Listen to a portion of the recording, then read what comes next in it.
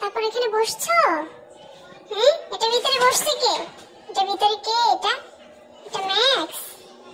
তোর মাথা একটু দেখাও আমাদের, একটু দেখাও আমাদের বধূ জামাই বাবু। এটা আমাদের জামাই বাবু।